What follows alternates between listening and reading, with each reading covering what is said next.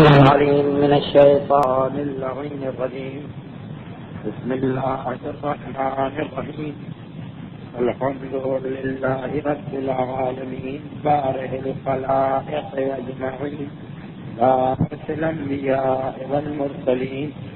والصلاة والسلام على أفضل السفراء المقربين وحبيب إله العالمين وآله الطيبين الطاهرين المعصومين المنتجبين، لا سيما على بقية الله في الأراضين وحجته على العالمين. عجل اللهم له الفرج ولعنة الله على أعدائهم أجمعين إلى يوم الدين. سیرت پیغمبر اسلام کے سلسلے میں ہماری گفتگو جناب عبداللہ کی شادی کے واقعے تک ہوئی تھی، اور گزشتہ ہفتے تفصیل کے ساتھ یہ بیان کیا جا چکا ہے کہ وہ کیا حالات تھے اور وہ کیا اسباب تھے جن کی بنا پر جناب عبداللہ کا نکاح قبیلہ بنی زہرہ میں جناب آمنہ بنت وہب کے ساتھ ہوا. تاریخوں میں موجود ہے کہ جس نکاح کے بعد جو اگلا جمعہ آیا ماہ جمادی الثانی تھا، اور شب 14 قریب آنے والی تھی. جناب عبداللہ اپنے والد اور خاندان کے دوسرے رشتے داروں کے ساتھ مکے کے قریب عرفات کے میدان میں جاتے ہیں. وہاں جا کر خاندان بنی ہاشم اپنے دستور اور طریقے کے مطابق عبادات میں مشغول ہو جاتا ہے. جناب عبداللہ عجیب منظر دیکھ کے حیران رہ جاتے ہیں. سلطان صحرا بے آب و گیا میدان،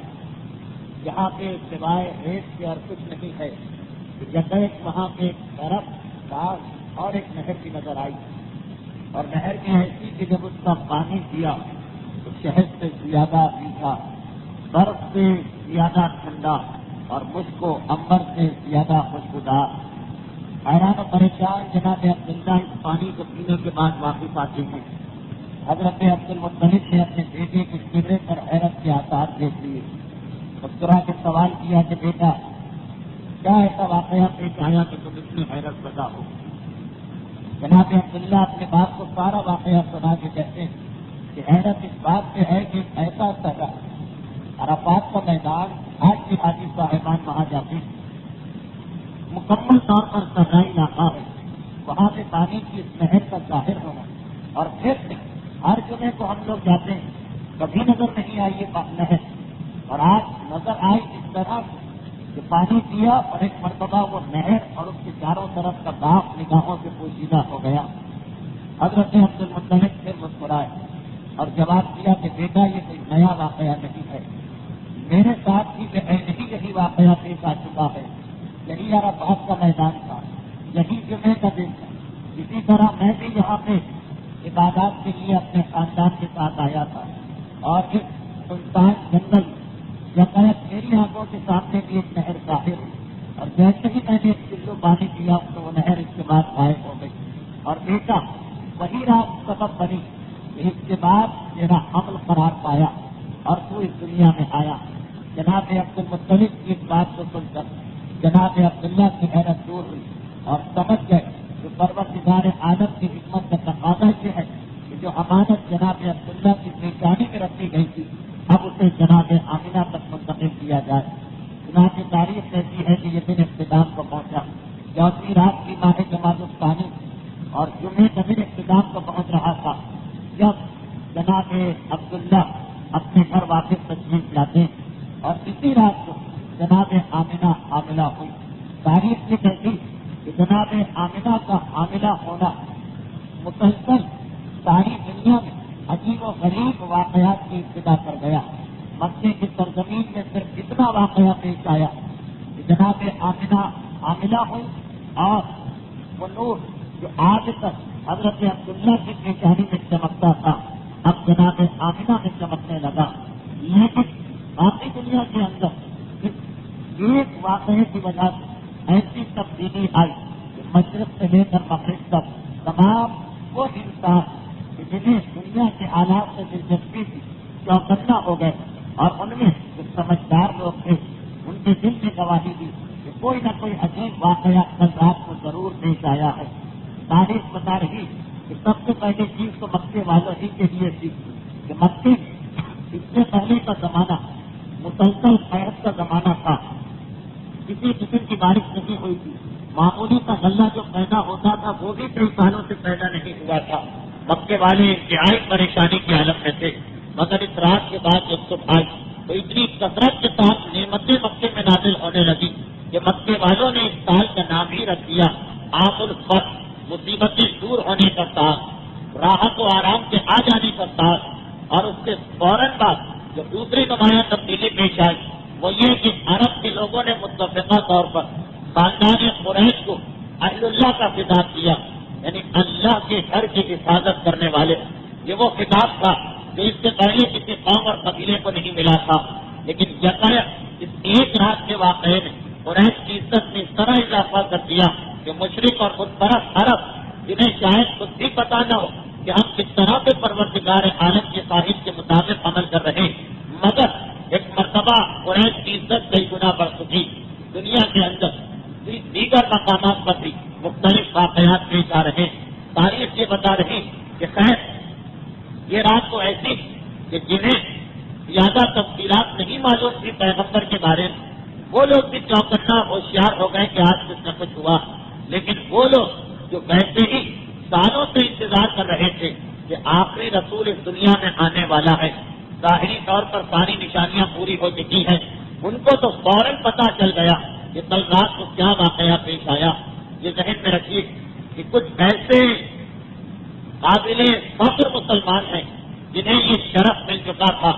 یہ سعادت مل چکی تھی کہ پیغمبر اسلام کی ولادت سے پہلے ان کو مسلمان قرار دے کر امت رسول میں شامل کر کے قیامت کے میدان میں ان کی شفاعت کا وعدہ کر لیا گیا تھا۔ یہ خود ایک انتہائی تفصیلی موضوع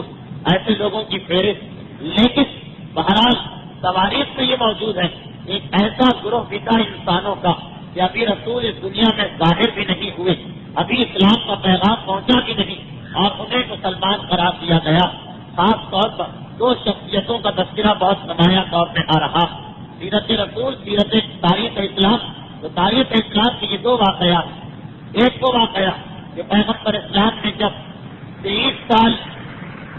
بعد بلکہ 21 سال کے بعد مکے کو فتح کیا، پیغام اسلام کی تبلیغ سے 20-21 سال بعد مکے کو فتح کیا، خانہ خدا کے قریب پیغمبر اسلام تشریف فرما تھے، اتنے میں ایک گروہ آیا۔ زمانہ تو زمانہ تھا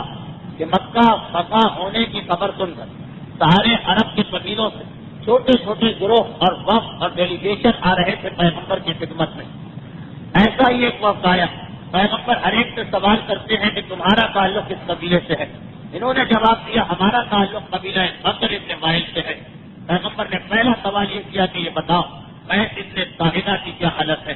لوگ حیران ہوئے، پریشان ہوئے، قیس ابن ساحدہ اس کے بارے میں رسول سوال کیوں کر رہے؟ قبیلہ بکر ابن وائل کی ڈیلیگیشن نے اس وقت نے جواب دیا کہ اللہ کے رسول ان کا بھی انتقال ہوئے طویل عرصہ گزر چکا، غالباً اب یہ لوگ یقین سے نہیں کہہ رہے، غالباً آپ کی ولادت سے پہلے ہی وہ انتقال کر چکے تھے، ہم اپنے بزرگوں سے ان کا تذکرہ سنتے آئے۔ پیغمبر نے کہا لیکن میں اپنی آنکھوں سے دیکھ رہا قیس ابن ساحدہ سرخ اونٹ پر بیٹھے ہوئے وہ کاف کے میلے میں پہنچے ہیں۔ یہ میلہ مکے کے قریب لگایا جاتا تھا، سارا عرب اس میں شدت کے لیے آتا تھا، ہر شہر اور ہر قبیلے کا ایک اسٹال ہوتا تھا، خیمے لگائے جاتے تھے، چیزیں بیچی جاتی تھی، ہر شخص اس میں شریک ہوتا تھا۔ تو میں دیکھ رہا ہوں کہ یہ قبیلہ ہے، یہ میلہ حکام لگا ہوا، قیس ابن ساحدہ سرخ اونٹ پر بیٹھے ہوئے، اور ایک مرتبہ ایک چوک میں پہنچ کر جو بڑا بازار وہاں پہنچ کر رکتے اور بابا سے بلند کہتے ہیں کہ اے لوگوں جمع ہو جاؤ، اور جمع ہو جاؤ تو خاموش ہو جاؤ، اور خاموش ہو جاؤ تو غور سے سنو، اور غور سے سنو تو عمل کرو، اور عمل کرو تو دوسروں کو یہ بتاؤ کہ اس میں کوئی شک نہیں ہے کہ ہر انسان کو ایک دن مرنا ہے اور موت آنا، اور اس کے بعد ہر انسان کو میدان قیامت میں اٹھایا جانا۔ اور اس کے بعد پیغمبر اسلام قیس ابن ساحدہ 3-4 جملے اور نقل کیے اور فرمایا کہ تم کہہ رہے کہ میری پیدائش سے پہلے اس کا انتقال ہو چکا، لیکن گویا میں اپنی آنکھ سے اب تک قیس ابن ساعدہ کو دیکھ رہا ہوں۔ کیا تمہیں پتا نہیں کہ میدان قیامت میں میرا جتنا میرے کلمہ پڑھنے والے جتنے لوگ ہیں وہ اپنی قوم اور قبیلے کے ساتھ آئیں گے، مگر قیس ابن ساعدہ اکیلے ہی اٹھائے جائیں گے، اس لیے کہ میری پیدائش سے پہلے ہی انہوں نے مجھے پہچانا، میری معرفت حاصل کی، مجھ پر ایمان لائے اور میری پیدائش سے پہلے ہی انہوں نے انتقال کیا، مگر وہ میری امت میں شامل ہیں۔ اسلام سے پہلے، اسلام کے ظاہر ہونے سے پہلے ان کو مسلمان قرار دیا گیا اور پیغمبر اسلام ان کو یہ اعزاز دے رہے۔ تاریخ بتاتی ہے کہ ایسا ایک اور واقعہ پیش آیا، واقعات تو بہت سارے، یہ دو واقعات اس لیے بیان کیے گئے کہ قیس ابن ساعدہ کا واقعہ بھی آگے چل کر سیرت رسول میں ایک مقام پر اور نمایاں ہو کے آئے گا، اور یہ دوسرا واقعہ جو آپ سن رہے ہیں یہ تو خود ہی آپ کو معلوم ہو جائے گا کہ اس واقعے کے ذریعے تاریخ کا ایک اور بہت ہی اہم حصہ جو بعد میں بیان کیا جائے گا اس کا آغاز پتہ چلے گا کہ وہ اصل میں وہ چیز شروع کہاں سے ہوئی تھی۔ واقعہ یہ کہ یہودی حضرات اپنی کتابوں کے اندر مسلسل یہ پڑھتے ہیں کہ آخری زمانے میں رسول آنے والا۔ یہودیوں کے ایک گروہ نے یہ طے کیا کہ ایسا کرو ہم اپنی قوم کو اور اپنے وطن کو اور اپنے شہر کو چھوڑیں اور اس مقام پہ جائیں جہاں پر یہ رسول آنے والا، اور پہلے سے جا کے اس کا انتظار کریں۔ کتابوں کو ٹٹولا گیا کہ وہ کون سی جگہ، کتابوں میں ایک جملہ لکھا تھا تیر و احد کے درمیان، تیر اور احد کے درمیان ایک علاقہ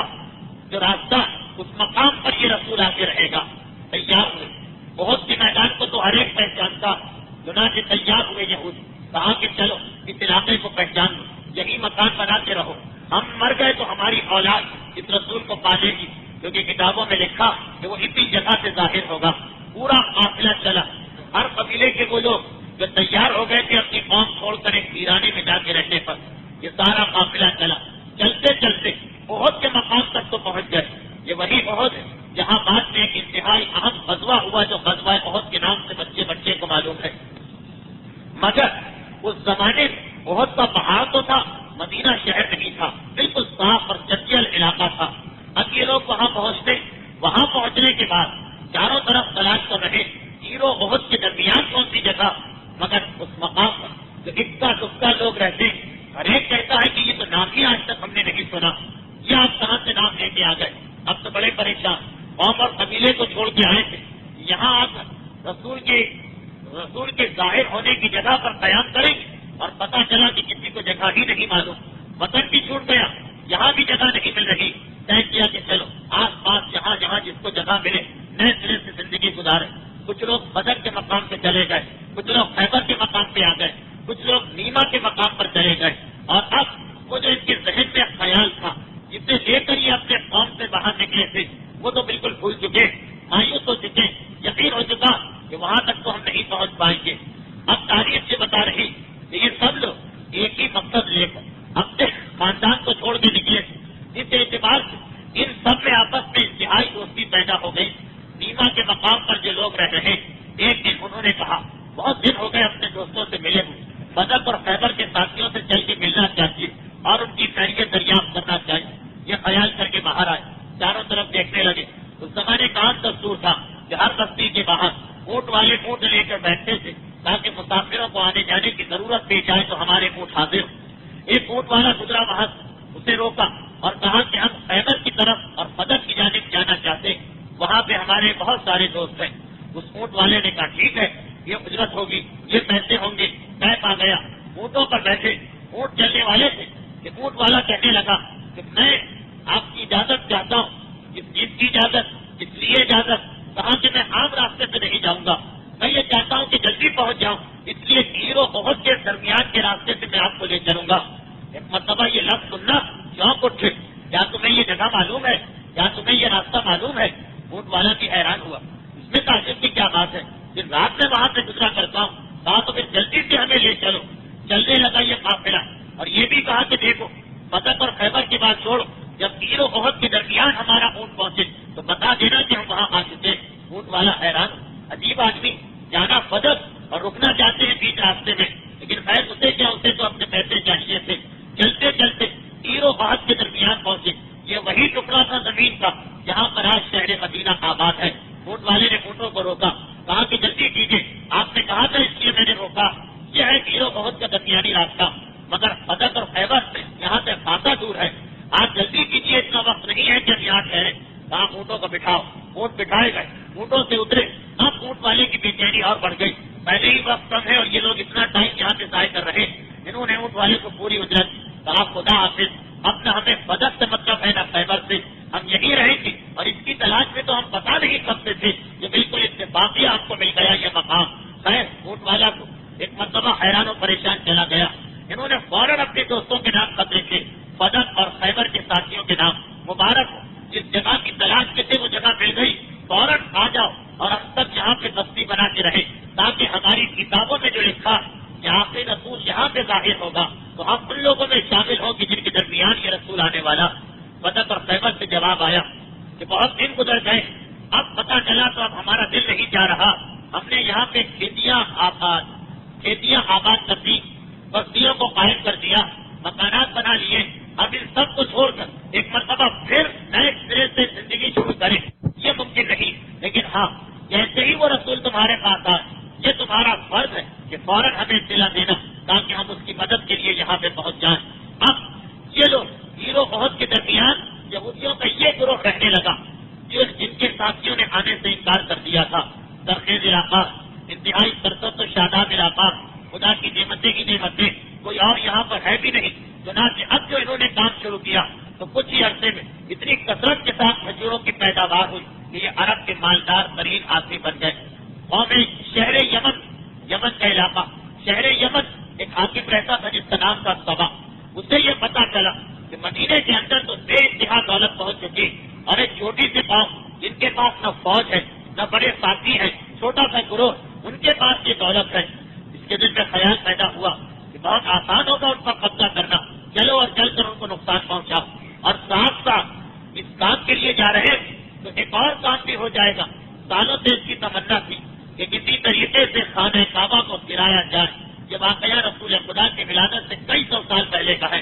سالوں سے اس کی تمنا کہ خانہ خدا کے نام و نشان کو مٹا دیا جائے۔ اچھا ہے ایک ہی راستے پہ دونوں شہر ہیں، دونوں کام ہو جائیں گے۔ لشکر کو تیار کر کے چلا، مکے کے قریب پہنچا، وہاں جو پہنچا تو ایک ایسی بیماری میں مبتلا ہو گیا کہ کوئی دوا، کوئی طبیب، کوئی طریقہ نہ تھا اس کی تکلیف کم کرنے کا، اور روز بروز تکلیف بڑھتی جا رہی، گھبرا رہا۔ وزیروں میں سے ایک نے کہا کہ غالباً یہ جو آپ نے کعبے کو گرانے کا ارادہ کیا یہ اس کی سزا مل رہی، آپ اس سے توبہ کر کے دیکھیں، شاید آپ کی بیماری چلی جائے۔ اور حقیقتاً ایسا ہی ہوا، ادھر توبہ کی اور ادھر فوراً صحت یاب ہو گیا۔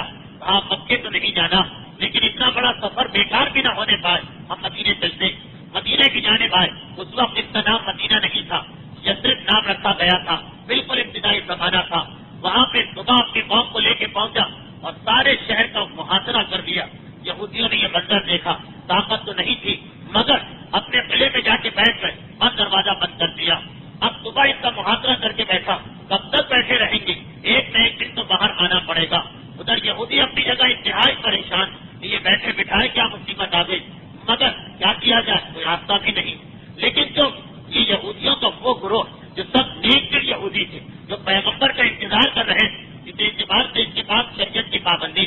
اطراف کے علاقے کے اندر بہت سارے ایسے غریب و فقیر قبیلے جنہیں معلوم تھا کہ یہ لوگ مالدار ہیں، وہ اکثر ان کے پاس آ کے مدد لے جایا کرتے تھے۔ اب جو وہ لوگ پہنچے تو دیکھا کہ یہ لوگ تو قلعے کے اندر، شہر کے اندر دروازہ بند کر کے بیٹھے اور باہر دشمنوں کی فوج، کیا کیا جائے، کیسے اندر جائیں۔ مگر یہودیوں نے دیکھا، ان کا دل نہ مانا، دیواروں پر وہ چڑھے اور جو کچھ ان کی مدد کرنا تھی، وہ خرما، وہ کھجورے، وہ درہم و دینار، وہ سب ان تک دیوار کے اوپر سے پہنچانے لگے۔ صبح نے یہ منظر دیکھا، دل پہ بڑا اثر ہوا۔ اتنے نیک لوگ جو خود مصیبت میں ہیں، خود پریشانی میں ہیں، یہ بھی نہیں پتا کہ کتنے سال کی مصیبت، اور اس کے بعد پھر غریبوں کا اتنا خیال و لحاظ، ایک مرتبہ اس کی حالت بدل گئی اور آواز بلند کہا کہ ہمارا تمہارا جھگڑا ختم، میں نے تمہیں امان دی۔ یہودی دروازہ کھول کے باہر آئے، دونوں گلے ملے۔ صبح نے کہا کہ اے یہودیوں، یہ تو بتاؤ کہ تم نے اتنا مقابلہ کیا جبکہ تمہارے پاس فوج نہیں ہے، ہتھیار کیوں نہیں ڈالے؟ اچھا یہاں پر ایک دوسری روایت اور تھوڑی سی مختلف، لیکن آگے جا کے دونوں کی روایتیں ایک ہی مضمون کی ہو جاتی۔ دوسری روایت میں یہ کہ نہیں، صبح نے یہودیوں پر حملہ کر دیا قلعے میں بند ہو کر بیٹھنے کا وقت نہیں آیا، حملہ کر دیا، 50-60 یہودی مار دیے گئے، چھوٹی سی قوم اس میں بھی اتنے آدمی مار دیے گئے، تو 250 سال بوڑھا ایک یہودی عالم آگے بڑھتا اور کہتا کہ اے صبح تم ہمیں اتنا ہی نقصان پہنچانا چاہو، اس شہر پہ قبضہ نہیں کر سکتے ہو۔ اب وہ حیران ہوا آخر کس لیے، اور وہ جو پہلی روایت اس میں بھی یہ جملے آتے ہیں، یہاں سے دونوں روایتیں ایک ہو گئی کہ جب اس نے سوال کیا کہ تمہارے پاس فوج نہیں، لشکر نہیں، سامان نہیں، پھر بھی تم مقابلہ کر رہے، کیوں مقابلہ کرنے کا خیال کیوں کیا؟ تو کہا اس لیے کہ ہمیں یہ معلوم کہ تم جتنا بڑا لشکر بھی لے کے آ جاؤ ہم پر قبضہ نہیں کر سکتے ہو، اس لیے ہم پورے اطمینان کے ساتھ اپنے شہر میں بیٹھے۔ حیران ہو گئے یہ یقین تمہیں کیسے؟ اب دونوں روایتیں یہاں مل گئی کہ جب اس نے یہ سوال کیا کہ یقین کیسے، تو ایک مرتبہ یہودی عالم جواب دیتا اس لیے کہ یہ دارالہجرت اور اللہ کا آخری رسول اس مقام پر آ کے قیام کرے گا، اور اس کے آنے پر یہاں پہ کوئی حاکم قبضہ نہیں کر سکتا۔ یہ دنیا کا وہ شہر ہوگا جو سالوں سے آباد ہے، مگر یہاں کا پہلا حاکم وہی آنے والا رسول بنے گا، یہ اس کا شہر ہے، اس کے علاوہ کسی اور کے سر پہ اس کی حکومت کا تاج اس سے پہلے نہیں رکھا جا سکتا۔ صبح نے دیکھا اور یہ یقین دیکھا ان کا کہ اتنا یقین ہی نہیں اس عقیدے کے اوپر، حیران ہوا، پریشان ہوا، کہا کہ مجھے کچھ اور بتاؤ۔ انہوں نے تورات اور زبور کی روایتیں پڑھ پڑھ کے سنانا شروع کی، اور نوبت یہاں تک آ پہنچی کہ مکے کا واقعہ یہ دیکھ چکا، مدینے کی روایتیں سنی، فوراً اپنے عقیدہ ایمان کا اظہار کرتا، کہتا ہے کہ مجھے تو اپنی قوم تک جانا پڑے گا، مگر میں اپنی فوج کے 2 قبیلے یہاں پہ چھوڑ کے جا رہا ہوں، ایک کا نام اوس، ایک کا نام خزرج، یہ 2 قبیلے یہاں پہ اسی لیے چھوڑ کے جا رہا ہوں تاکہ جب وہ رسول آئے تو یہ میری جانب سے میرے نائب بن کر اس کی مدد کرے اور اس کا ثواب مجھے ملے۔ یہ کہہ کہ وہ یہاں سے رخصت ہوا۔ تاریخ یہ بتاتی کہ اسی قوم کے اندر وہ ایک خط چھوڑ کے گیا تھا ایک آدمی کے نام، ایک آدمی کے ہاتھ میں، اور اس آدمی نے اس خط کو اپنی اولاد کو منتقل کیا، اولاد نے اولاد کو، یہاں تک کہ پیغمبر اسلام مدینے پہنچے۔ اب تاریخ بتا رہی ہے کہ اس دوران یہ 2 قبیلے اوس اور خزرج جو اصل میں مدینے کے تھے، بادشاہ کی وجہ سے یہاں رہ گئے، کچھ عرصے تو یہاں رہے، مگر یہ قبیلے تو مومن نہ تھے۔ انہوں نے دیکھا کہ یہودی کمزور ہیں، چنانچہ آہستہ آہستہ ان کی دولت پر، ان کی زمینوں پر، ان کی جائیداد سے قبضہ شروع کیا، اور ایک وہ وقت آ گیا کہ ان کے ہاتھ میں سارا مدینہ آ گیا، اور یہودی غربت و پریشانی کے عالم میں آ گئے۔ اس حیثیت یہودی بار بار ایک جملہ دہراتے رہتے کہ اے اوس و خزرج کے مہمانوں، ہمارے مہمان بن کے آئے، ہمارے شہر میں قبضہ کر کے بیٹھ گئے، مگر کتنے دن، ایک دن وہ رسول آنے والا جس کا تذکرہ ہماری کتاب میں ہے، ہم اس پر ایمان لائیں گے، اور ہماری کتاب میں لکھا کہ وہ ساری دنیا کا حاکم بنے گا، کوئی اسے شکست نہ دے سکے گا، پھر تمہارا ٹھکانہ کہاں ہوگا؟ ہم پر ظلم کیا ہے، ہم تمہیں اس کا بدلہ دیں گے، ابھی تو مجبور ہے، ابھی تو بے بس ہے، ابھی تو ہمارے پاس طاقت نہیں ہے۔ بس یہ 2 چیزیں، اوس و خزرج یمن سے آئے، یہ بھی آپ دیکھیں گے کہ اصحاب رسول کے حالات میں اکثر ملتا کہ مدینے کے اندر جو صحابی پیدا ہوئے وہ اکثر یمن جاتے ہیں کیونکہ ان کا اصل خاندان تو وہیں پر۔ اور یہ واقعہ بھی آپ سیرت رسول میں سنیں کہ جب اوس و خزرج بار بار یہ سنا تو وہ چوکندہ ہو گئے، وہ گھبرا گئے کہ اس سے یقین سے کہہ رہے ہیں ایسا نہ ہو کہ اس کی بات صحیح، آنے والا رسول آ جائے اور یہودی اس سے مل جائیں اور ہماری حکومت چھن جائے۔ چنانچہ یہودیوں سے زیادہ بے چینی تھی، یہ 2 قبیلے رسول کا انتظار کر رہے، اور جیسے ہی رسول کے آنے کی خبر سنی فوراً جا کر رسول پر ایمان لے آئے تھے۔ تو اب تاریخ یہ کہتی کہ یہ تو خیر ایک ضمنی بات آ گئی۔ صبح کا خط اسی قبیلے کے ایک آدمی کے پاس تھا، صبح نے اس سے وعدہ لیا، تم میرے ملازم، تم میرے غلام، وعدہ کرو کہ یہ خط اس آنے والے رسول کو دو گے، اگر تم مر گئے اپنی اولاد کو دے کے جانا۔ اور آخر رسول کے زمانے اسی شخص کی اولاد میں ابو لیلہ نام کا ایک آدمی تھا، پیغمبر اسلام مدینے میں ہے، ایک مرتبہ ابو لیلہ آئے، پہلی مرتبہ رسول کے پاس یہ شخص آ رہا، رسول نے دیکھا اس سے پہلے کہ وہ کچھ کہے، کہا تمہارا نام ابو لیلہ؟ حیران ہو کر کہا کہ تمہیں کیسے پتا چلا؟ کہا کہ تمہارا تعلق اس لشکر سے ہے کہ جو یمن سے یہاں آیا۔ کہا اور حیران ہوا یہ تمہیں کیسے پتا چلا؟ کہا کہ تمہارے پاس میری ایک امانت ہے، ایک خط ہے جو تمہیں یمن کے حاکم نے دیا تھا، اور حیرت زدہ ہوا، وہ خط پیغمبر اسلام کے حوالے کیا۔ اس خط میں جملہ یہ تھا، حاکم یمن صبح کی جانب سے اللہ کے آخری رسول کے نام، میں آپ کی پیدائش سے پہلے آپ پر ایمان لاتا ہوں، اور آپ کے پر ایمان لانے کے بعد آپ سے شفاعت کی امید کرتا ہوں، اس دنیا میں ملاقات نہ ہو سکی تو میدان قیامت میں آپ کی زیارت کروں گا۔ پیغمبر اسلام نے اس بات کو پڑھا، مسکرائے اور مسکرانے کے بعد کہا کہ یہ حاکم ان میں سے ایک ہے جو اسلام کے آنے سے پہلے مسلمان بن گیا اور جسے میری امت شروع ہونے سے پہلے خدا نے میرا امتی قرار دیا تھا۔ تو اب اس قسم کے کئی لوگ تھے، آپ نے تو فقط 2 واقعے سنے، میں ابن صاحبہ کا اور آپ میں یمن صبح کا، مگر تاریخ بتا رہی ہے کہ اس قسم کے کئی آدمی جو اسلام کے آنے سے پہلے مختلف نشانیوں کو دیکھ کے مسلمان بن گئے تھے اور انہوں نے یہ اعلان کر دیا تھا کہ ہمیں پتا نہیں کہ وہ آخری رسول کیا پیغام لے کے آئے گا، مگر وہ جو پیغام لے کے آئے ہم اس پر ایمان لاتے ہیں، ہم اس کو قبول کرتے ہیں، اس کے تمام احکامات پر سر تسلیم کم ہے۔ چنانچہ پیغمبر نے مختلف مواقع پر ان لوگوں کا تذکرہ کیا، مگر یہ تو وہ لوگ تھے کہ جو ایمان لا چکے اور وہ لوگ کہ جو اب تک ایمان جن کے ذہن پیغمبر کے آنے کی خبر تو تھی مگر ایمان لانے کا خیال پیدا نہیں ہوا تھا، انہوں نے جب اس رات کو جو 14 جماعت الآخر کی رات ایک بڑی خجمے کا ایک بڑا حصہ اتنی دیر سے آیا ہے کہ یہ گفتگو کا تسلسل ذہن میں نہ رہا ہوگا، یہ بات یہ ہو رہی کہ 14 جماعت الآخر جمعے کی رات کہ جب پیغمبر اسلام کا نور جناب آمنہ کے جسم میں منتقل ہوا اور تمام دنیا میں عجیب و غریب واقعات پیش آئے اور وہ واقعات تفصیل کے ساتھ تو آپ آئندہ سنیں، مگر ان میں سے 2 واقعے آج سنانا ضروری کیونکہ یہ بھی آگے چل کر بہت سے اہم واقعات کو حل کریں گے۔ تاریخ یہ بتا رہی یہ معصوم کا بیان کیا ہوا واقعہ، امام معصوم صادق آل محمد امام جعفر صادق علیہ السلام ارشاد فرما رہے کہ ہمارے جد کی ولادت سے پہلے دنیا میں جادو اور کہانت کا انتہائی زور ہو چکا تھا۔ جادو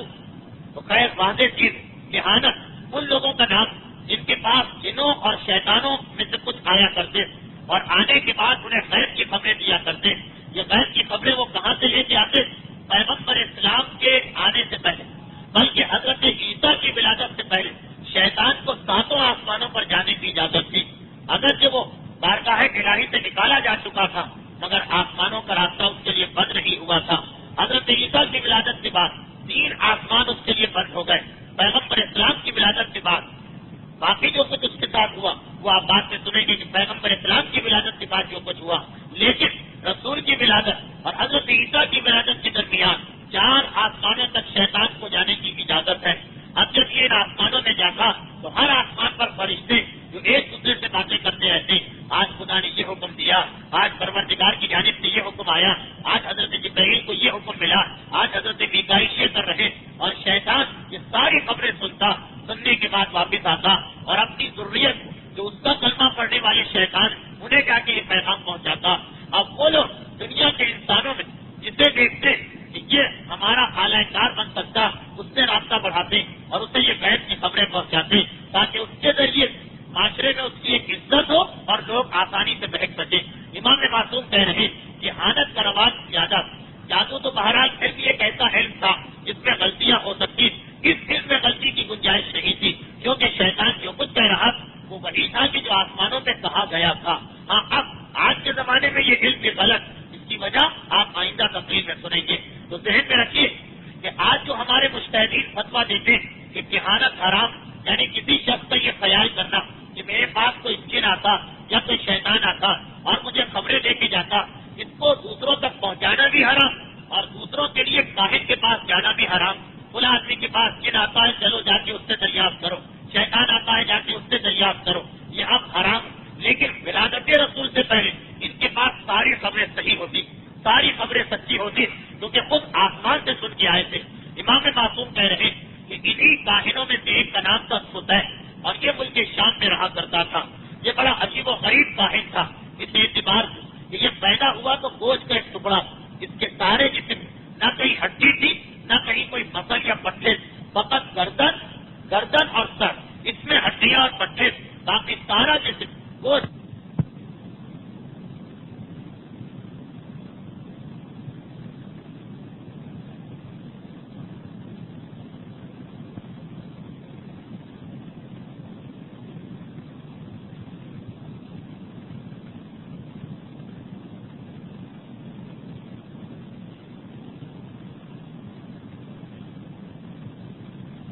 آسانی کے ساتھ لپیٹا جا سکتا ایمان کا جملہ اس طرح کپڑے کو تہ دیا جاتا، اس کے سارے جسم کو لپیٹ دو، صرف سر اور گردن میں ہڈیاں اور پٹھیں، اور اس کے جسم صرف اس کی آنکھیں اور اس کی زبان حرکت کر سکتی، باقی جسم کا کوئی حصہ حرکت بھی نہیں کر سکتا، مگر ایک ایسا کاہن تھا کہ جس کے پاس یہ علم اس منزل پر تھا کہ ساری دنیا کے حاکم اس سے بلایا کرتے اور اس سے پوچھا کرتے کہ بتاؤ کیا واقعات پیش آنے والے، کیونکہ اس کی ہر خبر سچی نکلتی، اس لیے دولت کی زیادت، عزت کی زیادت، اور اس نے اپنی خدمت کے لیے کچھ غلام ملازم رکھے جو اسے کھجور کے درخت کے پتوں سے بنے ہوئے ایک بستر پہ رکھا کرتے اور اٹھا کر پھرا کرتے۔ غلاموں کا کام یہ بھی تھا کہ وہ مہینے میں ایک دفعہ اسے کسی پہاڑی پر لے جائیں جہاں سے یہ آسمان کو دیکھے۔ شیطان ہر خبر تو نہیں پہنچاتا، جتنی خبریں شیطان نے پہنچائی، باقی خبریں یہ ستاروں کو دیکھ کے خود معلوم کرتا۔ چنانچہ اس کی شہرت، عزت سب حد سے زیادہ۔ 14 جمادی الاخر عام الفصل، وہ دن، وہ تاریخ، وہ سال کہ جب پیغمبر اسلام کا حمل جناب آمنہ کے جسم میں قرار پایا، اس رات، آدھی رات کے وقت جب ایک آسمان میں ایک بجلی چمکی اور ایسی بجلی کہ سارا آسمان اس سے روشن ہو گیا۔ روایت یہ ہے کہ صبح اس وقت اپنے مکان میں آرام کر رہا، جب ایک سڑک کی آواز سنائی، سارا آسمان روشن۔ یہ منظر اس نے دیکھا، عام آدمی تو ڈر کے مارے اپنے گھروں میں چھپ گئے، مگر یہ کاہن آسمان پر ہونے والی ہر تبدیلی سے اسے کچھ پتا چلتا۔ غلاموں سے کہا مجھے فوراً اٹھا کے قریب کی پہاڑی پر لے جاؤ۔ غلام اسے لے کے گئے، وہاں پہنچا، دور دور تک نگاہ ڈالی، ہر طرف کی روشنی نظر آ رہی۔ تاریخ یہ بتا رہی، اب یہ پورا واقعہ پیغمبر اسلام کے زمانے حمل کا ایک اہم واقعہ، یہ اتنی ڈیٹیل میں مجھے جانا پڑ رہا۔ تاریخ بتا رہی کہ دور دور تک روشنی نظر آ رہی، مگر اس نے یہ دیکھنا چاہا کہ یہ روشنی نکل کہاں سے رہی، پھیل تو گئی پورے آسمان پر، شروع کہاں سے ہوئی؟ تو حجاز کی جانب اس سے یہ روشنی حجاز سے نکلتی نظر آئی۔ یہ شام میں مشرق کی طرف حجاز کی جانب، جہاں مکہ ہے، جہاں مدینہ ہے، اس طرف سے یہ روشنی سے نظر آئی، مگر اب اسے صحیح تو پتا نہیں کہ یہ کس شہر کے کس مکان سے نکلنے والی روشنی۔ یہ منظر دیکھا، حیران ہو کے واپس آیا، دل ہی دل میں کہا کہ یہ تو پیشین گوئی ہے اس بنی ہاشم کے پیغمبر کے بارے میں کہ جس کے بعد اور کسی پیغمبر کو نہیں آنا، مگر یہ بنی ہاشم کا قبیلہ کہاں؟ اب تک اس نے کوئی عزت نہیں لیا، یہ پتا تھا کہ بنی ہاشم میں ایک رسول آنے والا، اب تک اس نے کوئی دلچسپی نہیں لی کہ یہ قوم کہاں، بنی ہاشم کس کا نام۔ اب جو روشنی دیکھی تو فوراً ذہن میں خیال آیا وہ رسول دنیا میں آنے والا ہے یا آ گیا، فوراً اس کا پتہ کرو۔ کہاں سے کر؟ خود چل پھر نہیں سکتا، اس قابل نہیں۔ دنیا بھر میں جتنے کاہن سب کو یہ خط لکھ کے بھجوا رہا، کل رات کو میں نے یہ منظر دیکھا، تمہارے پاس اگر اس کا کوئی حل ہے تو فوراً مجھے جواب بھجوا۔ اب اس کی عزت ساری دنیا کے کاہن کرتے، کہیں سے کوئی امید والا جواب نہیں آیا۔ ہر ایک نے کہا کہ روشنی ہم نے بھی دیکھی، مگر کچھ پتہ نہ چل سکا کہ کس علاقے کی روشنی۔ کچھ عرصے کے بعد ملک یمن سے جواب آ رہا۔ یمن کے ملک میں ایک عورت رہتی تھی جس کا نام زرقا تھا، اس عورت کی وجہ سے میں نے یہ سارا واقعہ سنایا، اگرچہ خود یہ واقعہ بھی ایک انتہائی دلچسپ چیز، لیکن میرا موضوع فقط یہ عورت، آپ دیکھیں گے آگے چل کر اس کی سازش کو۔ یہ یمن کی ملکہ اور علم کہانت میں اور جادوگری میں انتہائی نامور تھی،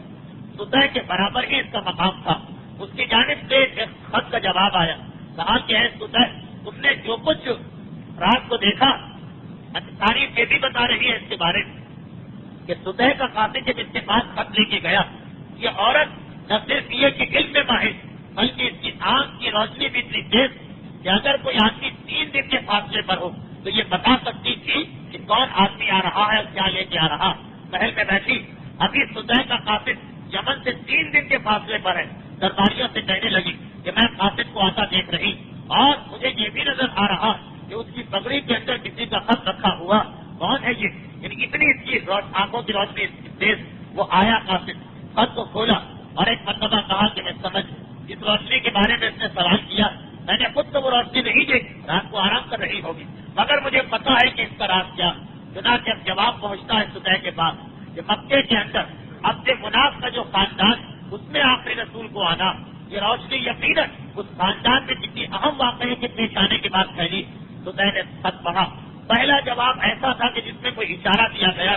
غلاموں سے کہا مجھے اٹھا اور مکے کی جانب لے چلو، دولت کی کوئی کمی نہیں۔ غلام اسے لے کے مکے میں داخل ہوئے۔ جب یہ شہر مکہ میں داخل ہوا، اس کی شہرت اتنی کہ جہاں سے یہ داخل ہو رہا وہاں مکے کے 3-4 بڑے بڑے سردار بیٹھے، عتبہ تھا، شیبہ تھا، ابو جہل تھا، ولید تھا، دیکھا کہ سطح کا ہی نہ رہا، سب استقبال کے لیے کھڑے ہو گئے اور ایک مرتبہ اس کے پاس آئے، مگر ایک جملہ اس کی زبان سے سنا اور حسد کی وجہ سے سب اس سے ناراض ہوئے۔ جب اس نے یہ دیکھا کہ اتنے بڑے بڑے سردار آ رہے ہیں، کسی سے کوئی بات نہیں تھی، کہا یہ بتاؤ تم میں اپنے مناف سے تعلق رکھنے والا کوئی ہے؟ اپنی توہین محسوس کی ان لوگوں نے، ہم تو اتنی عقیدت سے ملنے آئے، اور اس نے پوچھا بھی تو ان کو کہ جن سے یہ چاروں کے چاروں شروع سے حسد کرتے چلے آ رہے ہیں۔ ایک مرتبہ غصے کے عالم میں یہاں سے چلے، سطح نے جواب دیا غلاموں سے کہ آگے بڑھو، اگر اپنے مناف آدمی ہوتا ہے ان میں سے کوئی تو کبھی اس طرح کا یہ رویہ اختیار نہ کرتے، آگے بڑھو، اب کہاں تلاش کریں؟ سطح نے کہا کہ کعبے کے قریب لے جاؤ، وہی مکے کا مرکز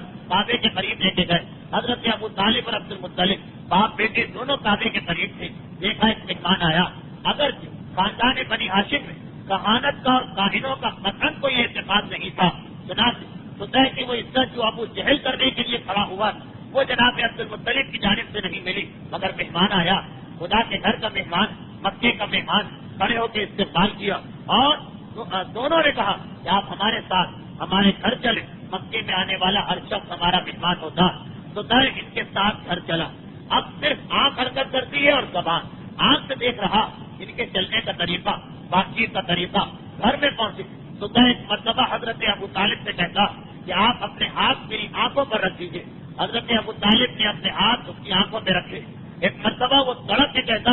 یہ بتائیے کہ آپ کا تعلق کس خاندان سے ہے؟ حضرت ابو طالب بطور مزاح، بطور مزاح ایک ایسے خاندان کا نام لیا جہاں سے ان کا بہت دور دراز کا رشتہ تھا۔ تو میں حیران ہو گیا، کہا کہ آج پہلا موقع کہ میرا علم مجھے دھوکہ دے رہا ہے، مجھے آپ کے ہاتھوں کو دیکھ اس میں سے خاندان بنی ہاشم کی جھلک نظر آ رہی تھی، مگر آپ کہتے ہیں کہ آپ کا تعلق کسی اور قبیلے سے۔ حضرت ابو طالب نے کہا کہ بنی ہاشم کے خاندان سے تمہیں تعلق کیا، واسطہ کیا؟ کہا کہ میں ان کو ایک خوشخبری دینے آیا ہوں کہ ان کے خاندان میں عنقریب وہ رسول پیدا ہونے والا جس کی حکومت ساری کائنات پر ہوگی اور قیامت تک اس کا نام باقی رہے گا۔ بہت تفصیل کے ساتھ سطح نے رسول کے فضائل بیان کیے، مگر یہ میرا موضوع نہیں ہے، اسے مختصر کرتا ہوں۔ اور پھر آخر میں یہ کہا سارے فضائل بیان کرنے کے بعد کہ مجھے یہ بھی پتا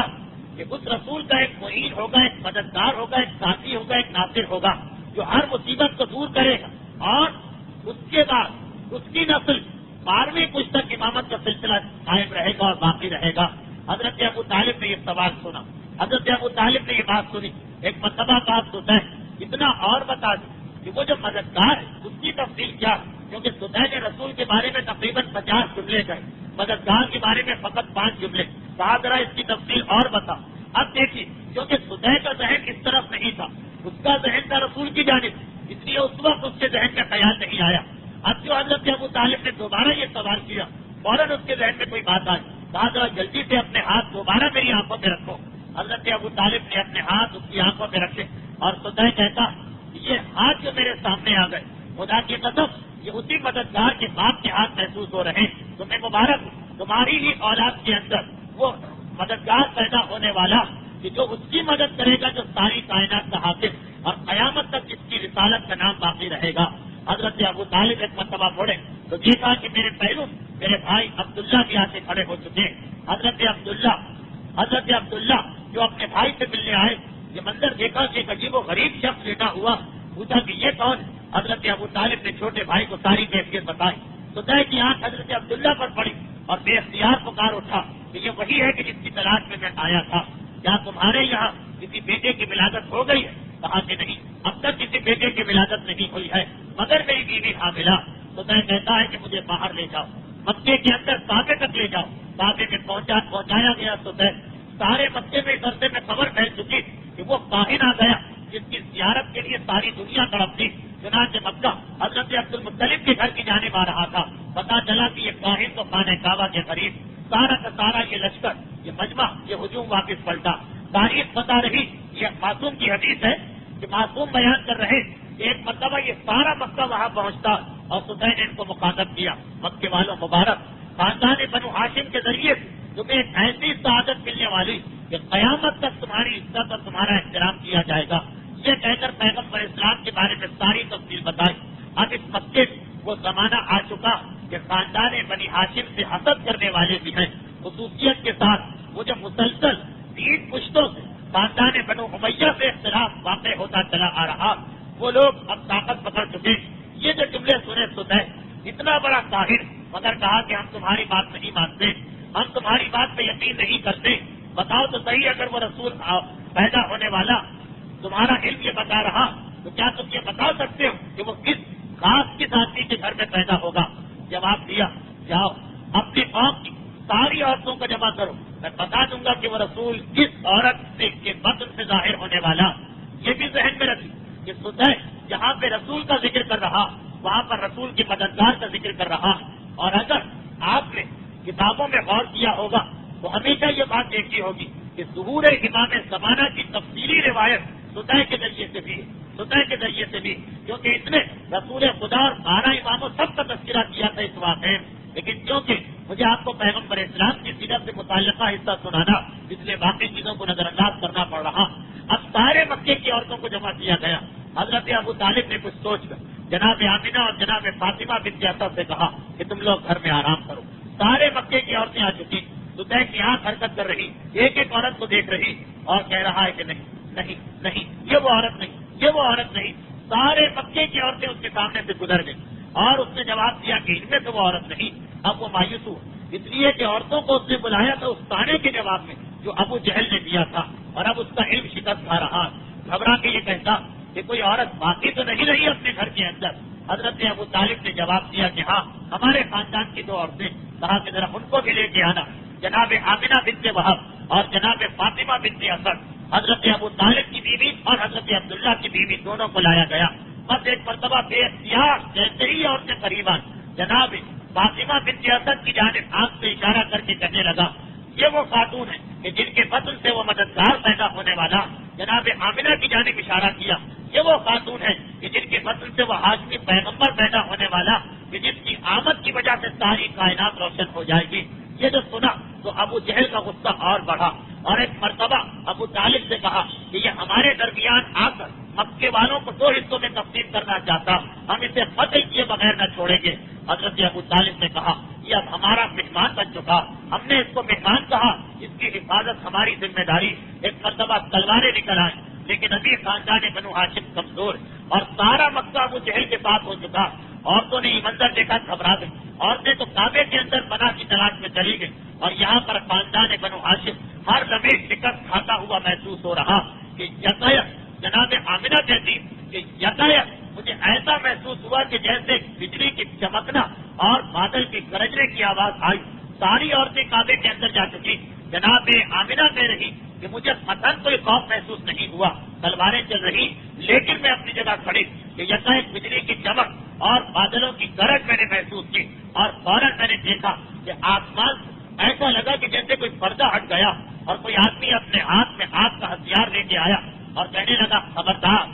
کوئی بھی اس کاہن کو اور اس بچے کو نقصان نہیں پہنچا سکتا. میں پروردگار عالم کی جانب سے اس کی حفاظت کے لیے آیا ہوں. ایسی خوفناک آواز تھی کہ ایک مرتبہ وہ سارے کے سارے مخالفین اس آواز کو سن کر ہی گھبرا کے بھاگ گئے. بہت سے نہ دیکھ سکے کہ کیا واقعہ پیش آیا. حضرت ابو طالب اور جناب عبد المطلب نے سدے سے کہا تم ہمارے مہمان، آؤ ہمارے ساتھ ہمارے گھر چلو. اس نے کہا کہ میرا ارادہ تو یہ کہ رسول کی ولادت تک کسی مکے میں رہوں اور ان پر ایمان کا اظہار کروں، مگر تمہاری قوم اب مجھے یہاں برداشت نہیں کر سکتی، بہتر کہ اسی جگہ سے مجھے رخصت کر دو. بہت اصرار کیا مگر سدے نہ مانا. آخر ایک اونٹ پر اس کے اس بستر کو رکھا گیا غلاموں سمیت اور یہ لوگ باہر نکلے. ابھی مکے سے باہر نکلے کہ یمن کی جانب سے گھوڑا دوڑاتا ہوا ایک لشکر آیا جس کے درمیان اونٹ پر یمن کی ملکہ زرقا بیٹھی ہوئی. ایک مرتبہ دونوں کاہنوں کی ملاقات راستے میں ہوئی اور اس نے سدے سے کہا کہ تم میرے ساتھ واپس مکے میں چلو.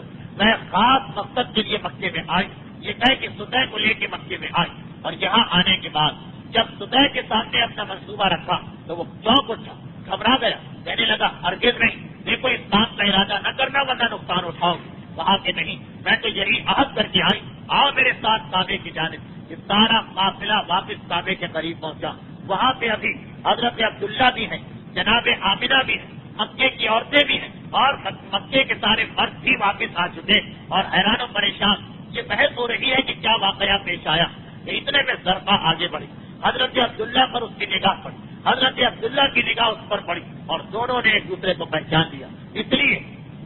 کہ آج سے کچھ سال پہلے جب حضرت عبداللہ تجارت کے کام سے یمن گئے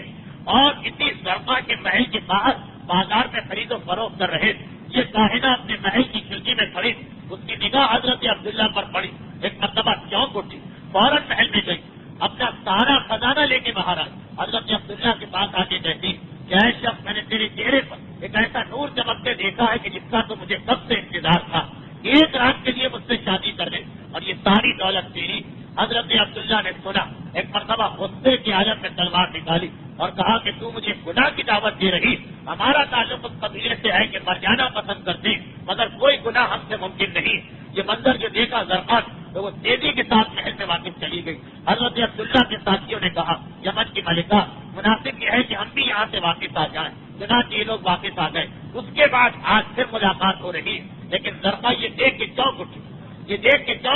کہ نوجوان وہی، شخصیت وہی، مگر چہرے پر وہ نور باقی نہیں رہا۔ گھبرا کے سوال کیا کہ کیا آپ کی شادی ہو چکی؟ کہا کہ ہاں۔ ایک مرتبہ وہ کہتی کہ میں صرف ایک درخواست آپ سے کرنا چاہتی ہوں۔ اس دوران عورتیں اپنے اپنے گھروں میں جا چکی اور درخواست یہ کہ آپ کی بیوی سے ایک ملاقات کرنا چاہتی ہوں، مجھے بڑی تمنا ہے کہ آپ کی بیوی کو دیکھ۔ حضرت عبداللہ حیران، دشمنی، تلوار نکالی جا چکی، اس کی وجہ سے مجھے یمن چھوڑ کے آنا پڑا، یہ کون سی اس کی محبت کہ آپ اتنی بے چین ہوئی جا رہی کہ میری بیوی کی زیارت کرنا چاہتی۔ مگر حضرت عبدالمطلب نے کہا مہمان ہے اور محترم مہمان، یہ خواہش کر رہی ہے، اس کی خواہش کو پورا کر دو۔ حضرت عبداللہ اپنے ساتھ لے کے آئے، جناب آمنہ کے کمرے میں پہنچی طرفہ اور فوراً پہچان گئی۔ اب نور ان کی پیشانی میں چمک رہا، سمجھ گئے کہ یہی ہے اس نور کی حامل۔ یہ جو منظر دیکھا، حسد کے مارے اس کا برا حال ہو گیا، یہ نور کسی اور کے پاس جائے یہ برداشت نہیں ہو سکتا، مگر یہاں تو کچھ نہیں کر سکتی ہے، باہر آئے اور اسی مکے پہ مکان لے کے رہنے لگی۔ سدے اپنے مقام پر ہے، یہ اپنے مکان میں ہے اور اس فکر میں ہے کہ کیا سازش کی جائے کہ جناب آمنہ کو قتل کرا دیا جائے۔ اب اس کے ذہن میں ایک خیال ہے، جناب آمنہ کو قتل کرانا، حتیٰ یہ کہ رات کی تاریکی میں وہ جن اس کے پاس آیا جو اسے ذہانت کی خبریں دیتا، اس نے بھی منع کیا، مگر یہ اپنے ارادے سے منصرف نہ ہو اور کہا کہ میں آمنہ کو قتل کر کے رہوں۔ جناب آمنہ کے پیٹ، جناب آمنہ کے بدن میں پیغمبر اسلام کا حمل، اگر جناب آمنہ اس سازش کا نشانہ بن جاتی تو گویا ظاہری اعتبار سے رسول خدا بھی شہید ہو جاتے، مگر پروردگار عالم نے بڑے عجیب طریقے سے بچایا، بلکہ اس سے زیادہ عجیب طریقہ اس نے اختیار کیا۔ کیونکہ تقریر کا وقت پورا ہو چکا، اس لیے باقی واقعات آئندہ سنیں گے۔ تو آج ہماری گفتگو رہی پیغمبر اسلام کے حمل اور حمل کے دوران سازشوں کا تذکرہ، انشاءاللہ آئندہ تقریر میں یہ چیز مکمل ہوگی۔ جیسا کہ آپ کو یہاں کا دستور معلوم کہ تقریر کے فوراً بعد کچھ مسائل ہوتے، اس سے پہلے کہ آج کے مسائل شروع کیے جائیں، ایک مرتبہ درود کی التماس ہے محمد والے۔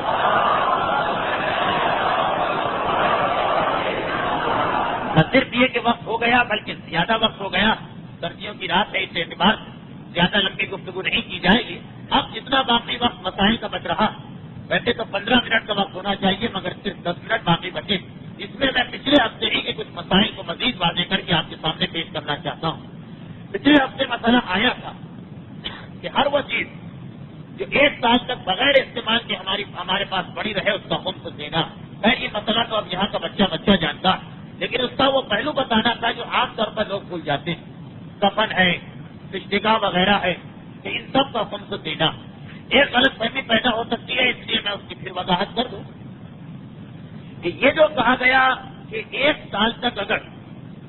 ایک چیز ہمارے پاس پڑی رہے اور استعمال میں نہ آئے تو اس کا خمس دینا پڑے گا، یہ مسئلہ اپنی جگہ صحیح۔ پھر میں نے مثال دی کہ مثلاً ایک آدمی مشہد گیا، وہاں جانماز خریدی اور تصویر خریدی اور رشتہ خریدی اور انہیں لے کے آئے۔ اب اگر رشتہ خریدنے کے بعد 1 سال تک اس کے پاس پڑی رہے تو اس کا خمس واجب ہو جائے گا، مگر بشرطے کے استعمال نہ، جو چیز استعمال میں آ جائے اس کا کوئی خمس نہیں۔ اگر اس میں غلط فہمی پیدا ہو سکتی ہے، اس کی وضاحت کر دی جائے کہ یہ ضروری نہیں ہے کہ رشتہ کو 1 سال، بلکہ جس پیسے سے رشتہ خریدی گئی اگر اس کا خمس نہیں نکلا تو پھر یہ مسئلہ ہے کہ جس دن وہ پیسہ ہمارے پاس آیا جب اس کو 1 سال ہو جائے، چاہے رشتہ کو 1 سال نہ بھی ہو، تب بھی رشتہ ہو، تصویر ہو، جانماز ہو، کفن کا خمس دینا پڑے گا۔ اب اصل مسئلہ کیا بنا؟ اصل مسئلہ یہ بنا کہ فرض کیجیے کہ ہم مشہد گئے اور صحیح طریقے سے گئے، یعنی جس مجتہد کی تقریر میں اس کے فتوے کے مطابق گئے، یہ نہیں کہ تقریر ہے آیت اللہ خمینی اور بلیک سے پیسے خریدے جا رہے ہیں، تجارت کے لیے سامان خریدا جا رہا، ڈالر کا غلط طریقے سے کیش کرایا جا رہا ہے، سامان بازار احتیاط سے لے جائے جا رہے ہیں، زیارت بھی ہو رہی ہے اور تقریر بھی آقا خمینی کی ہو رہی، وہ تو زیارت بھی حرام، سفر بھی حرام، چیزیں بھی حرام، لیکن یہ کہ صحیح طریقے سے جائیں، زیارت کا خرچہ اب جب صحیح طریقے سے جائیں گے، بطور مثال میں کہہ رہا ہوں کہ آیت اللہ خمینی کے فتوے میں تو یہ سب حرام، تو اب باتوں میں تو زیارت نہیں ہو جائے گی کہ جو آج لوگ کر لیتے، بلکہ بعض اوقات تو ایک پیسہ بھی خرچ نہیں ہوتا بلکہ نفع ہی نفع ہو جاتا،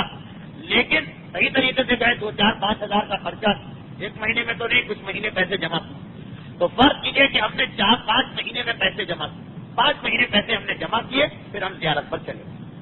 اب یہ پیسہ تو 5 مہینے کا، اس پر تو خمس ہے نہیں، خمس تو ہوتا ہے 1 سال کے بعد، وہاں جا کر ہم نے خرچہ بھی کیا اور کچھ تحفے بھی خریدے، کچھ تبرکات بھی خریدے،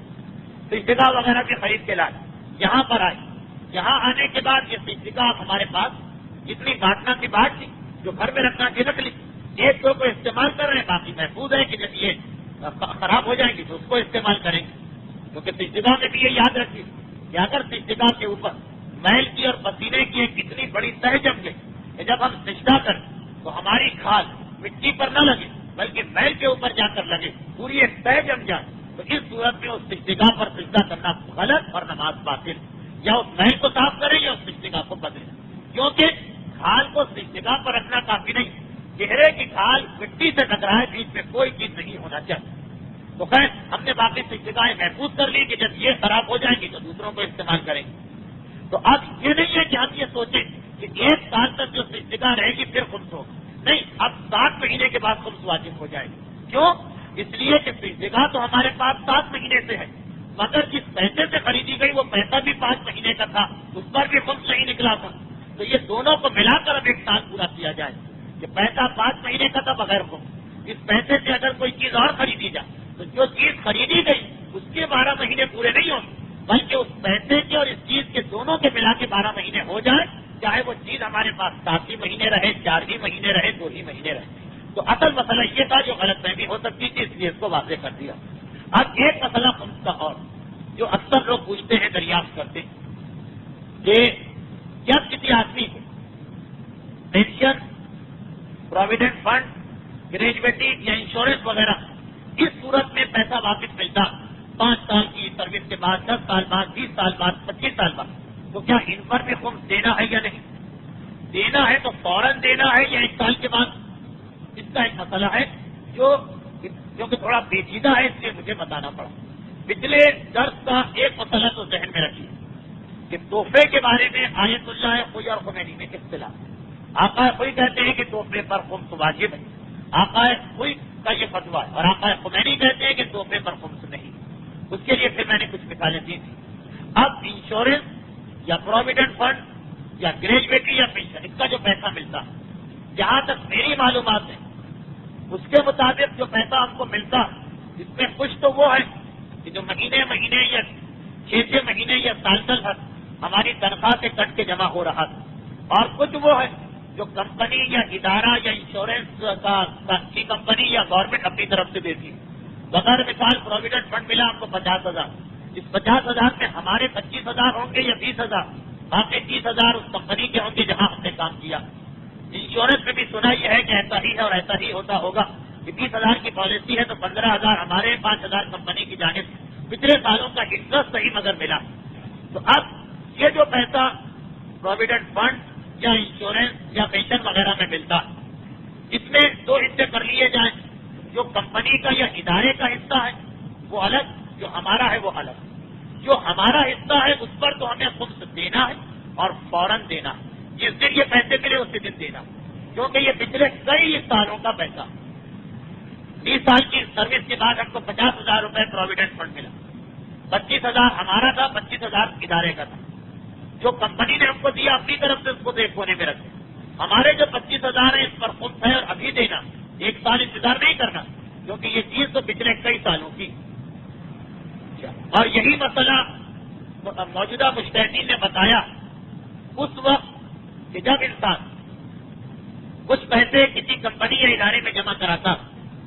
اور اس کے بعد جس مقصد سے جمع کرائے وہ کام پورا ہو گیا، وہ واپس ملا. جو پیسہ جمع رہتا ہے ایک طریقے سے، جیسے 10,000 روپئے کسی مکان کے جمع ہو گئے یا 5,000 روپئے KMC لے لیتی ہے، اگر ہم ان کے یہاں سے پانی کی پائپ لائن ڈلوائیں، جب ہم اس کو ختم کریں گے وہ ہمارا پیسہ ریفنڈ کریں. ان سب کا یہ مسئلہ کہ جب ملے اسی دن خمس نکالنا ہے، کیوں جتنا عرصہ وہ کمپنی کے پاس پڑے رہے وہ بھی شامل کر لیا جائے گا 1 سال کے اندر. کیا یہ مسئلہ الجھ رہا ہے؟ اس کو چھوڑ دیں.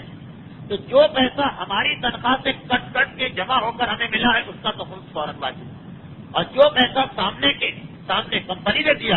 ادارے نے دیا، یہ کیونکہ ایک تحفہ ہے اس لیے اس میں تحفے کا مسئلہ چلے. آقا خمینی کے نزدیک کس حصے کے خمس کی کوئی ضرورت نہیں.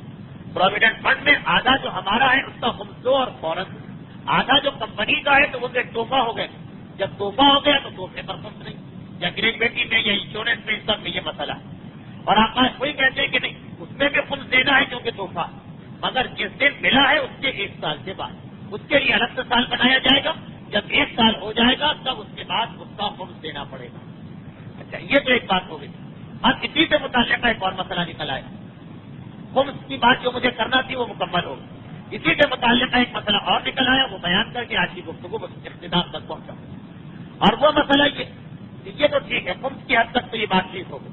کہ کبھی کبھار اسی پروویڈنٹ فنڈ میں یا انشورنس میں یا گریجویٹی میں یا پینشن میں ایک اور مسئلہ کھڑا ہوتا. وہ خمس کا نہیں ہے، خمس کو بھول جائیے ورنہ مسئلہ سمجھ میں نہیں آئے. وہ یہ کہ جس آدمی کی یہ امانت اس کا انتقال ہو جاتا ہے تو اس کے وارث کو یہ چیز دی جاتی ہے. اچھا، اب وارث کا مسئلہ انشورنس کی حد تک غالباً یہ تھا یا ابھی بھی ہے یا نہیں. 12 کے سال سے سمجھ لیجیے کہ کسی ایک آدمی کو یہ دیا جاتا جو شرعاً کسی کے وارث، ضروری نہیں ہے کہ انہیں کو یہ چیز ملے. مطلب میں مثال دے رہا ہوں، اگر قانون بدل گیا ہے تو یہ مثال غلط ہو جائے گی، لیکن مسئلہ اپنی جگہ. یہ فرق کیجیے کہ انشورنس پالیسی یہ ہے کہ کہا گیا لینے والے سے کہ آپ وارث کا نام لکھوائیے، اس نے اپنی بیوی کا نام لکھوا دیا. اس کے بعد اس کا انتقال ہو گیا، یہ پوری پالیسی، یہ پورے پیسے اس کی بیوی کو ملے. اچھا، شرعاً تو بیوی کا فقط 8واں حصہ، اصل وارث تو مرنے والے کی اولاد ہے، مرنے والے کے ماں باپ ہیں. بیوی کا فقط 8واں حصہ کمپنی نے یہاں لا کے سارا کا سارا بیوی کو دے دیا. وہ اپنے قانون کے مطابق چلے، اپنے کام کے مطابق چلے. یا یہی مسئلہ اگر فرض کیجیے پروویڈنٹ فنڈ میں آ جائے یا پینشن میں آ جائے کہ جس کا نام ہم نے لکھوایا تھا وارث کے طور پر، وہاں سے تو سب اس کو ملا. اب کیا وارث کی کیا ذمہ داری؟ کیا یہ اس کا ہو گیا؟ یا جو ایک عام مسئلہ کہ اگر ہمارا پیسہ کسی پر باقی، جب ہمارا انتقال ہوگا تو وہ جو آدمی ہے اس کی ذمہ داری ہے کہ وہ لا کر جو وارث ہے ان سب میں اس کو تقسیم کرے حصے کے مطابق. وہ یہ نہیں کر سکتا کسی ایک کے ہاتھ سے پکڑا کے چلا جائے. البتہ اگر یقین ہو کہ ایک آدمی دیانتدار ہے اور اپنے بھائیوں کو یا اپنے ماں باپ کو حصہ دے گا تو ٹھیک، لیکن یوں ہی کہ بھائی میں نے مرنے والے سے لیا، اس کا بڑا بیٹا ہے اس کو جا کے واپس کر دو، یہ غلط. 4 بیٹے ہیں تو 4 کو ان کے حصہ کر کے دو جب تک کہ بڑے بیٹے کا پورا یقین تھا. تو کیا یہاں بھی یہی مسئلہ کہ بیوی پر واجب ہو گیا کہ جتنی اس کو پالیسی ملی ہے اس میں پورے شریعت کے طریقے کے مطابق حصے کر کے تقسیم کرے یا نہیں؟ اس مسئلے میں وہی باتیں جو خمس میں ہے مگر تھوڑے سے فرق کے ساتھ. وہ یہ کہ یہ جو پروویڈنٹ فنڈ یا گریجویٹی یا انشورنس ملا ہے مرنے والے کی کسی وارث، ایک بیٹے کو یا خالی بیوی، اس میں کچھ تو مرنے والے کا حصہ ہوگا جو اس نے تنخواہ سے اس کی کٹا. وہ حصہ تو سارے وارثوں کا حق ہے. بیوی کی ذمہ داری ہے کہ انشورنس میں جتنا مرنے والا جمع کرا گیا، بس کیجیے کہ 1,000 روپئے کی قسط کی بطور مثال 2,000 روپئے جمع کرائے تھے کہ انتقال کر گئے، کمپنی نے جا کر پوری پالیسی 20,000 دے دی، تو 20,000 میں 2,000 تو مرنے والے کا پیسہ، اسے تو وارثوں میں تقسیم کرنا. اور وہ پیسہ جو ادارے نے اپنی طرف سے دیا ہے یہ تحفہ، اور یہ صرف اس کو ملے گا کہ جسے وہ ادارہ دینا چاہے. کمپنی کا پیسہ اس کی مرضی، فقط ایک وارث کو دے تو وہ اسی کا حق ہو گیا. یہی مسئلہ پروویڈنٹ فنڈ اور گریجویٹی اور پینشن میں بھی کہ جتنا حصہ اس میں وہ ہے جو مرنے والے کی تنخواہ سے کٹا ہے وہ سارے وارثوں کا ہے، اور جتنا وہ ہے